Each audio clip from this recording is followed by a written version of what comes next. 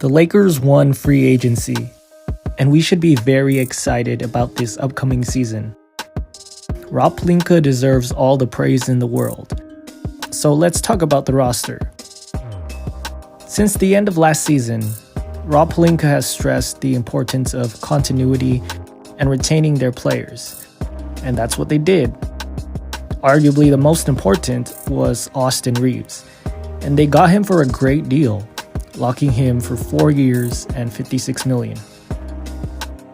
There were some rumors that someone was going to offer him $100 million, and if that happened, the Lakers would be right to match that offer. But to only pay a little more than half of that, that's a great deal, and it's a lot better for the team. And I'm not going to talk too much about his game because y'all already know what it is. He's just a winning player, and he's likely going to be the Lakers' third best player this season. I mean, he was their third best player in the playoffs in only his second season.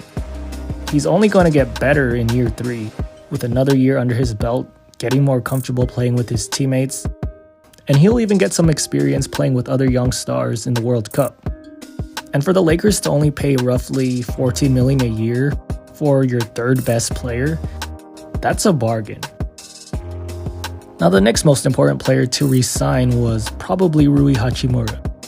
He was one of the few reliable players in the playoffs, outside of the Golden State series.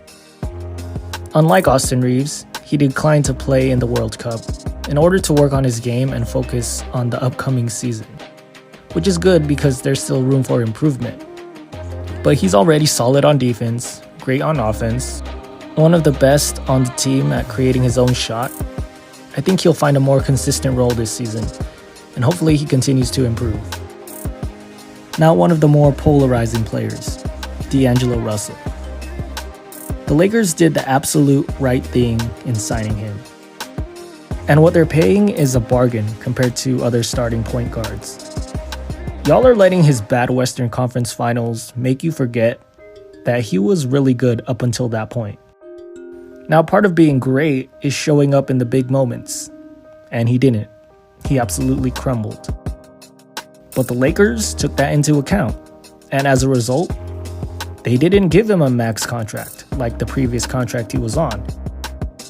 So him wetting the bed in the Western Conference Finals is a blessing in disguise, because they got to re-sign him to a much friendlier contract.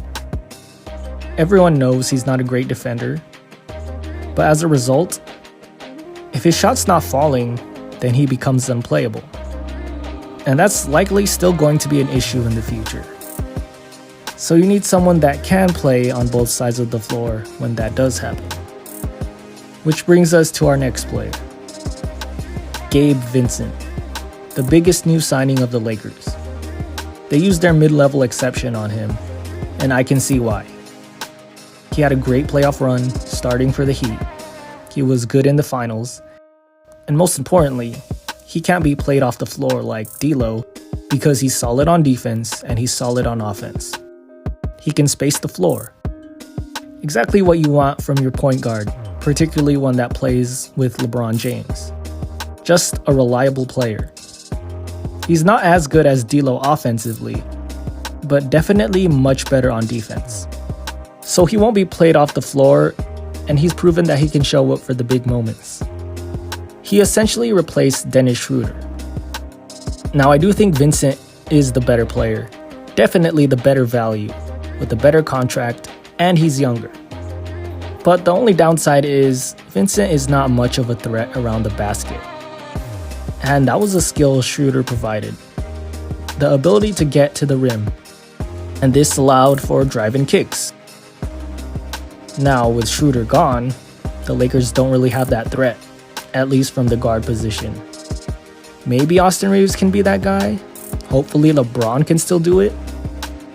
But maybe that's something they need to address with their remaining roster spots. Probably my favorite signing this free agency, at least among the new guys, is Taurean Prince. Just a solid 3-and-D wing, which the Lakers didn't really have last season. They had 3 or D guys. I love me some Vando, but he's essentially non-existent on offense. Troy Brown, who Prince essentially replaced, wasn't consistent enough. So to have a guy like Prince, who's solid on both ends of the floor, will be very important, especially come playoff time. Speaking of wings, Cam Reddish, a guy who the Lakers have been interested in for quite some time. Well, now he's finally a Laker.